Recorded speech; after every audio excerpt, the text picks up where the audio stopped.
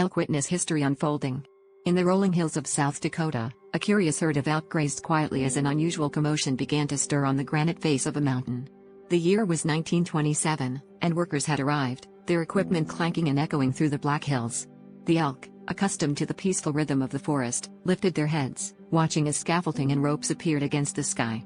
Little did they know, they were witnessing the birth of what would become one of America's most iconic landmarks, Mount Rushmore. The elk were not strangers to change. Over the years, they had seen new trails appear and heard distant sounds of settlers and travelers passing through their ancestral lands. But nothing compared to the spectacle of men carving enormous faces into the mountainside.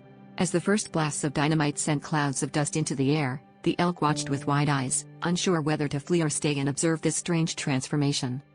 Throughout the years of construction, the elk continued to graze nearby, sometimes venturing close enough to see the progress. Workers occasionally spotted them at dawn or dusk, their antlers silhouetted against the rising or setting sun.